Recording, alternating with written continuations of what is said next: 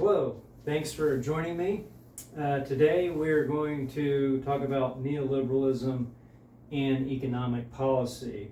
It's a literature review on meaning and practice, effects on U.S. economic policy, and challenges concerning sustainability. Importance of the topic.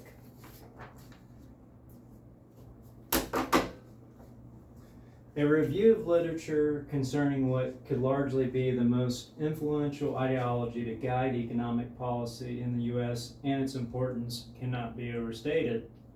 Whether one is an advocate of neoliberalism or not, the political ideology which has dominated the debate on the management of the economy in much of the world for the last 30 years is more than worthy of our attention as sustainability majors. With the interdisciplinary nature of sustainability problems that we currently face and will continue to face down the road, a better understanding of the role that neoliberalism has played in our economic, political, and social institutions is crucial in addressing solutions going forward.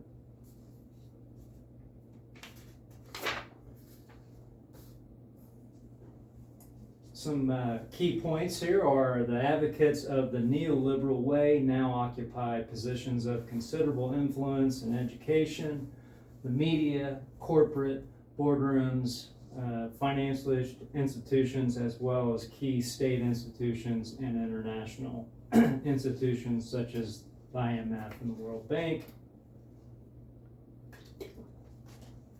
It is the ideology guiding economic policy since the late 1970s, early 1980s. What will be covered in the presentation? Today we're going to talk about importance of markets, the use of market terminology and description of neoliberal ideology concerning economic policy, financialization of the economy and impacts, looking at the 2008 financial crisis, productivity and compensation issues, and other economic criteria of neoliberal policies. Challenges going forward under the hegemony of neoliberalism will be privatization of public sectors will be discussed, and then some of those systemic effects. We will conclude with interdisciplinary aspects concerning neoliberalism and challenges to sustainability. So we're going to describe neoliberalism, and it's through an economic lens. And it was brought in with Reagan and Thatcher politics. The kind of key selling point was less government and private life, and governments were inefficient, and that markets are better at allocation of resources in a society. So think less government, i.e. regulation, notion of markets as self-regulating. Neoliberalism signifies the political return of the free market as a guiding ideological principle of economic and social life. Quickly, we're going to take a look at a video here. This is on Ronald Reagan's address here. We're just going to cover a brief part of it, but it applies to the definition and the propaganda that was brought forth to initiate neoliberal policy. In this present crisis, government is not the solution to our problem. Government is the problem. It is time to reawaken this industrial giant, to get government back within its means, and to lighten our punitive tax burden. And these will be our first priorities, and on these principles there will be no compromise.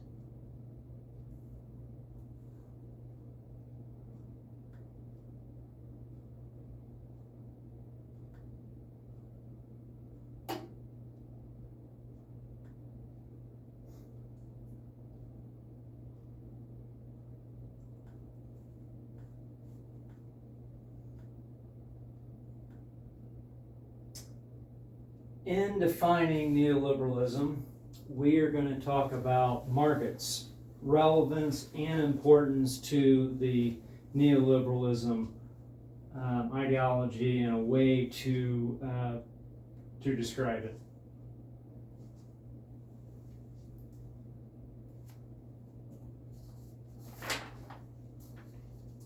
A review of the points using the theme of markets as a key part of defining neoliberalism from the literature is as follows.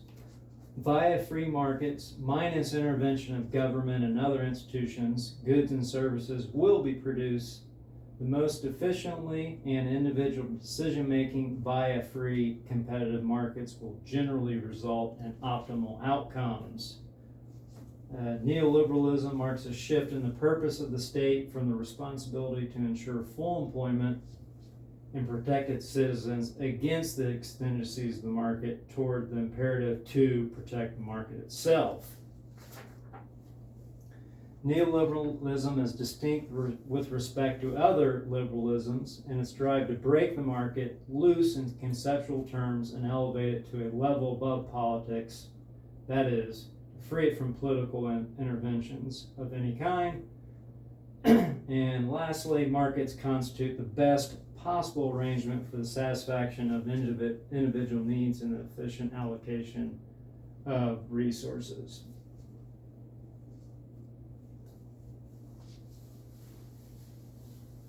So, in review, it's an understanding of the importance of market forces, which are extremely powerful, and attempts to solve problems that ignore those market forces run a high risk of failure. That was a point from our class text, just to kind of remind us that we often run through scenarios in class in our discussion questions on how do we best protect and manage natural resources, and often the question comes up: do we regulate it? Do we let the market and the private aspects of private ownership take care of those those natural resources?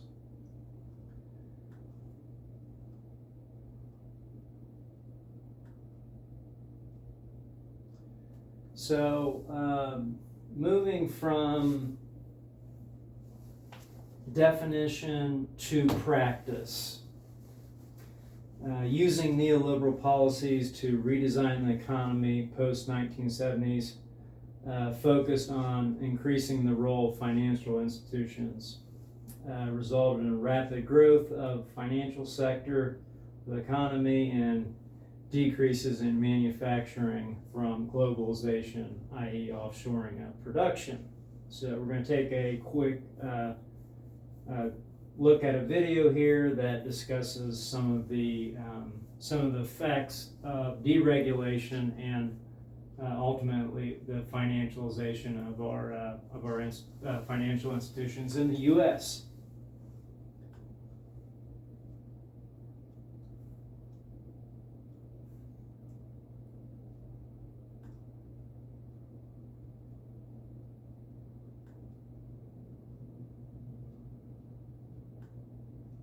Since the 1970s, there's been a concerted effort on the part of the masters of mankind, the owners of the society, to shift the economy in two crucial respects. One, to increase the role of financial institutions, banks, investment firms, and so on, insurance companies. By 2007, right before the latest crash, they had literally 40% of corporate profits, far beyond anything in the past.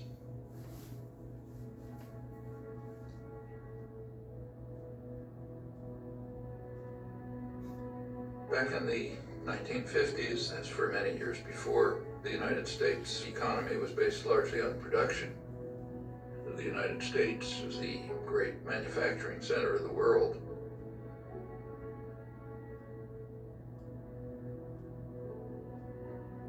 financial institutions used to be a relatively small part of the economy, and their task was to distribute unused assets, like, say, bank savings, to productive activity. The bank always has on hand a reserve of money received from the stockholders and depositors.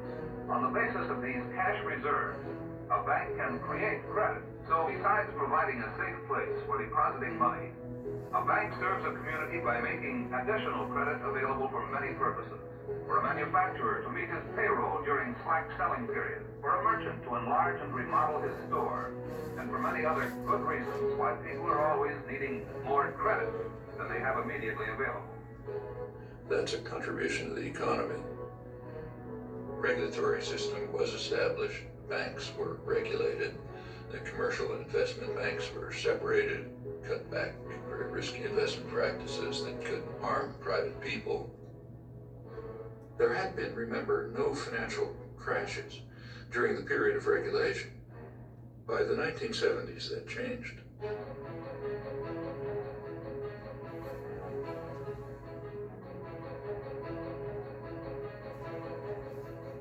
You started getting this huge increase in the flows of speculative capital, just astronomically increase.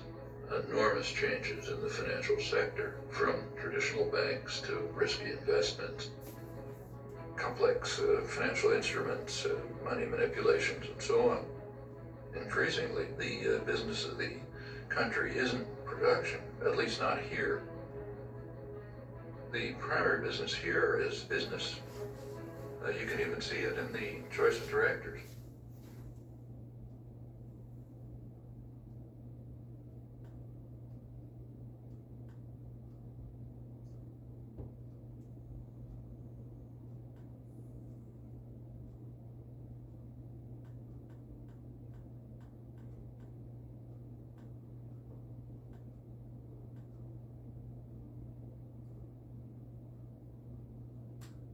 So back to discussing neoliberalism in practice. We just had a little video there of kind of changes in the financial institutions of the U.S. and with the deregulation that was occurring via use of the market as a primary guiding element. Also, this resulted in rapid growth of the financial sector of the economy, as covered in the video, and the decreases in manufacturing from globalization, offshoring production occurred. So we're just going to cover a little, couple quick little stats here. If you didn't catch it in the video, so 1950s, you can see the stat: 28% manufacturing, 11% finance, and then it almost kind of is flipped upside down with finance kind of leading a role in terms of value of the sector percentage to GDP in 2010 anyway. And that's continued to kind of hold steady. That trend is still current.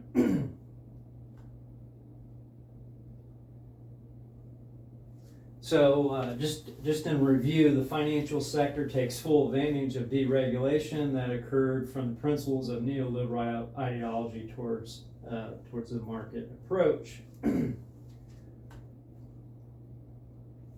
And this is a point that I wanted to bring up that's pretty consistent in the literature with neoliberalism, particularly if there's any critiques of neoliberalism. The financial crisis of 2008 is often mentioned, and it's pretty consistent that it is mentioned. So I just kind of want to cover that, even though it may be assumed.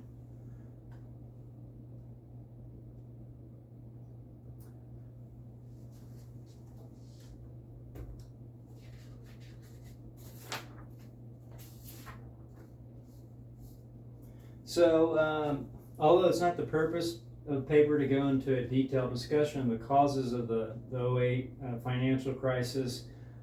It is a consistent theme in much of analysis that risky investments made by the banking industry was the primary factor leading up to the crash of the economy, deducing the idea that deregulation of the banking industry as part of neoliberal economic policy and subsequent voluminous literature concerning those practices, that neoliberal ideology couldn't have been a major factor leading up to the crash of the economy.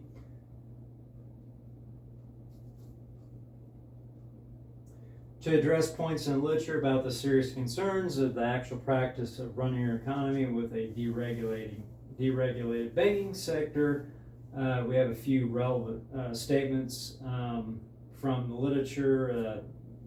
In fact, Bernanke, Gaffner, and Paulson maintain that the economic damage of the Great Recession illustrates the cost of running a financial system with weak oversight. Bernanke was the chairman of the Federal Reserve during the President Bush and Obama years. And then in 2008, when we had a bailout of the banks, resulted in the Bush administration making large capital investments in more than 200 banks. These policies were designed to save neoliberalism, not to replace it.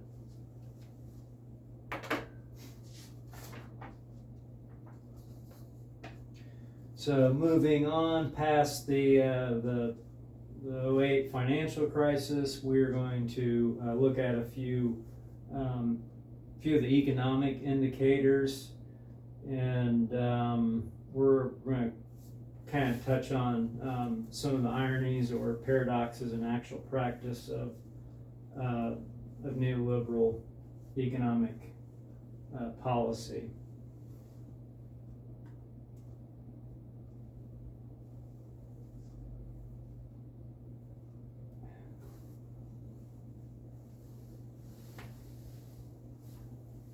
Not consistent in literature but present in sources discussing social implications of policy is declining wages. That's one of the economic indicators that we're going to look at, and I'm going to bring up a video here.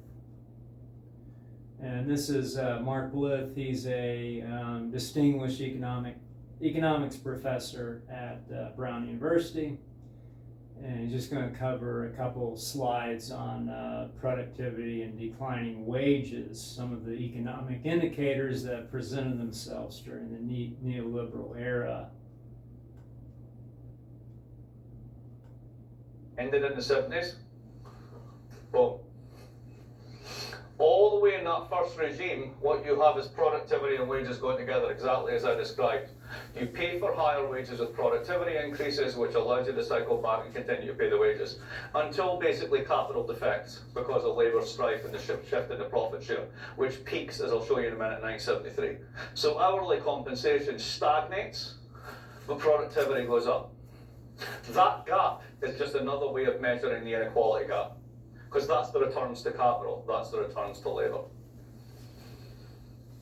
This is the labour share of income in the United States. Peaks, guess when? 1973. A lot of all going through the 70s, going down.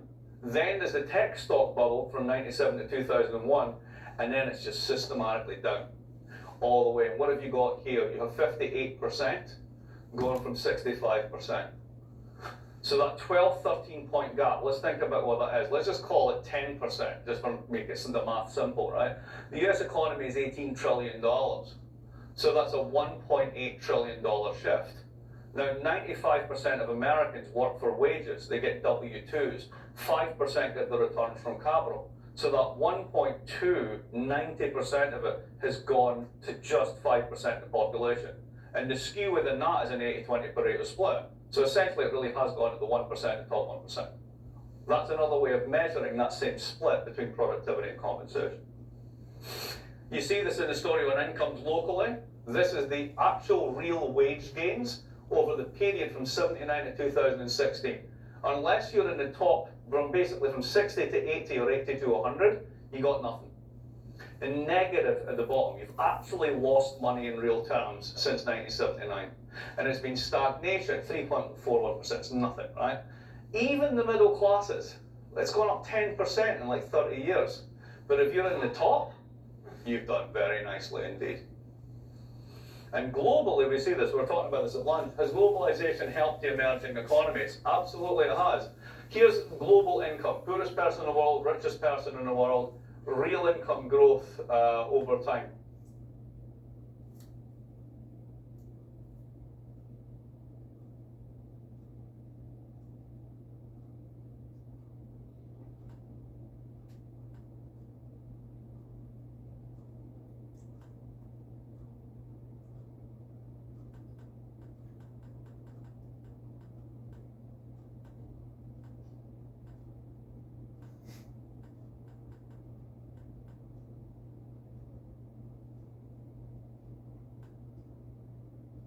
Okay, so if you didn't catch that, it was just a visual of productivity and decreasing wages.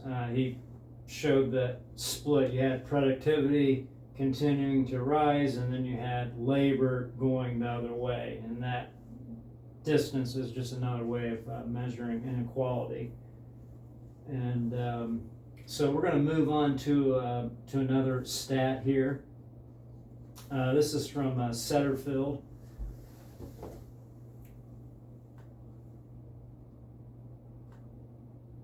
And it's measuring unemployment versus what is reported.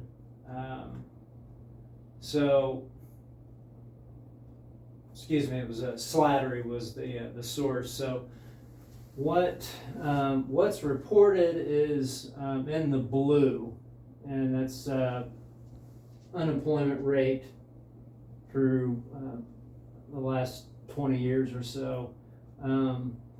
The issue with those numbers are they don't account for people who have given up looking for work. So you could count that as not necessarily underemployed, but people that have decided to stop looking for work because they've basically been upset with declining wages.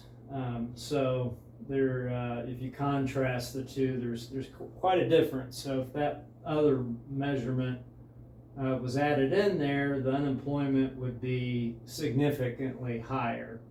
We're talking 15-20% if you consider the whole picture.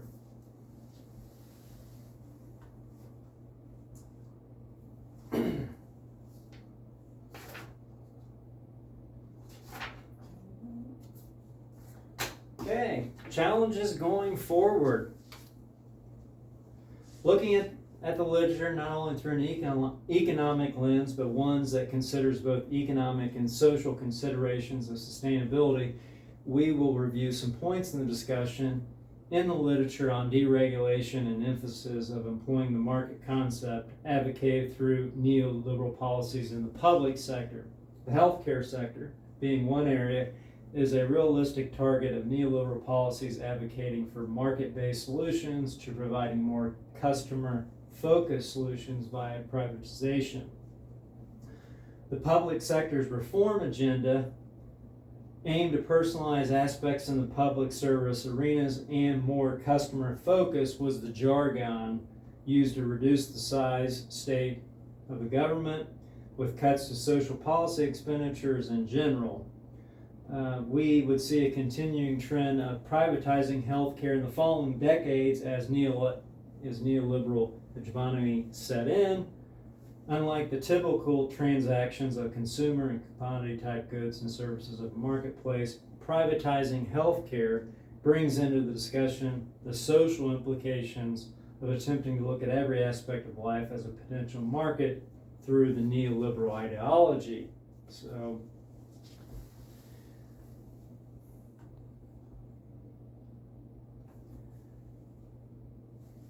this is a good analogy of potential issues with privatization of social aspects of society and sole use as markets as allocators of services in the public sector,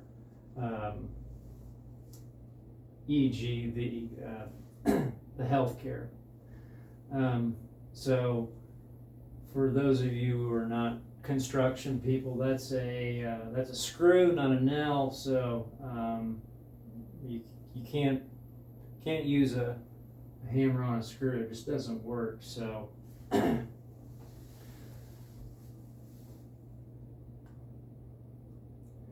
okay, getting into privatizing the public sector, and we're gonna just look at the healthcare sector through the neoliberal ideology of moving from to privatizing and employing market-based approaches to running our healthcare in the U.S. We're going to touch on the COVID-19 pandemic, and then challenges to using only the market-based approaches.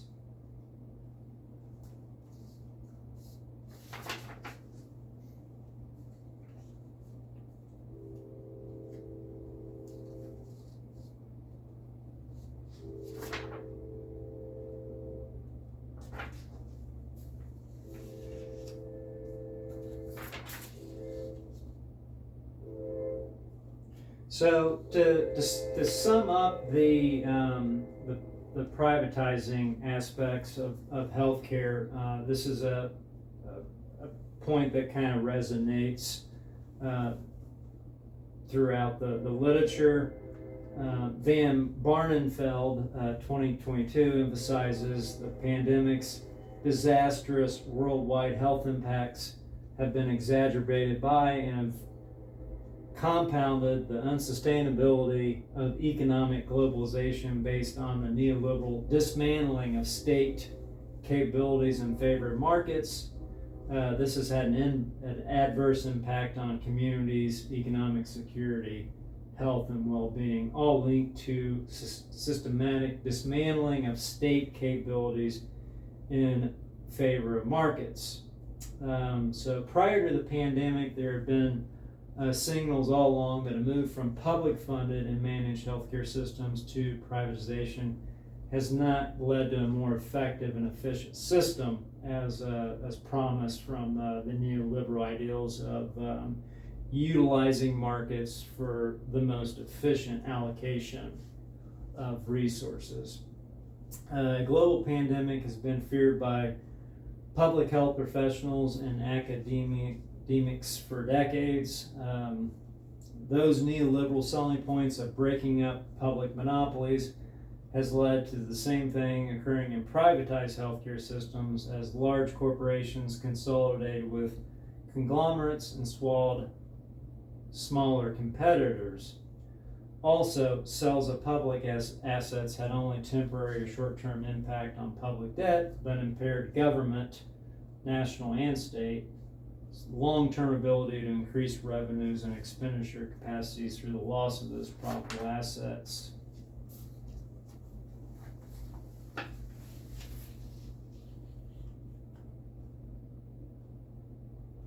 Okay, so closing remarks here. For those of you that kind of like just a quick summary of the definition of neoliberalism. We touched on markets being used to describe neoliberalism, and I just wanted to read just a quick little paragraph that kind of, I thought, summarized a lot of the points in the literature. This is from Navarro, 07. According to Navarro, neoliberalism is an ideology based on the theory that natural market forces of supply and demand create an optimal distribution of resources within society, thereby maximizing personal well-being of individuals and communities. Advocates of neoliberalism argue that government intervention disrupts these natural market forces, creating inefficiencies and reducing societal and economic benefits. Rising to prominence under the Reagan and Thatcher administrations in the United States and United Kingdom, respectively, neoliberalism has crept into many aspects of political thought and everyday life. Widespread public support for the ideology led to sweeping policy reforms, especially as it became synonymous with popularly held individualistic, meritocratic, and naturalistic worldviews. Among these reforms were divestments from social programs and privatization of many health and social goods. So, moving on in terms of reviewing the presentation, we went into practice versus theory, and the idea of using markets and deregulation. The 2008 financial crisis was put forward as a serious consequence of just kind of letting,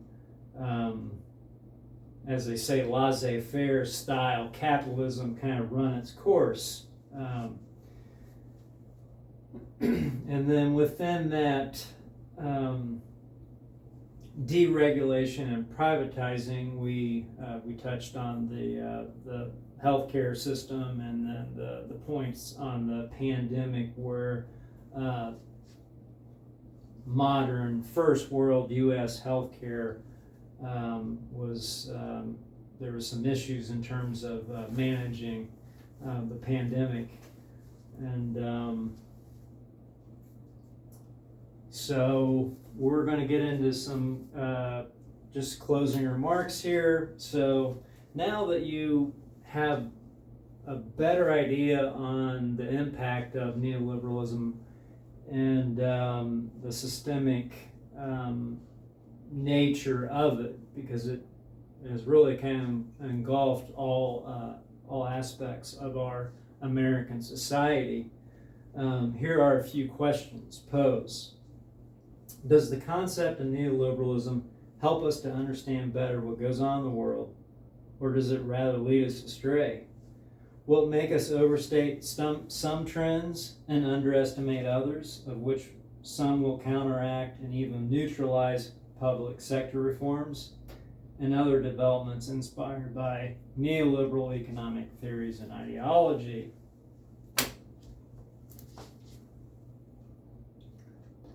So, on your way out the door, something to keep in mind. So this photo is a typical snapshot of most parts of town and most parts of a town or towns in the Midwest. I was in Toledo, Ohio, and like most Midwestern cities, there's been a substantial change from the offshoring of labor.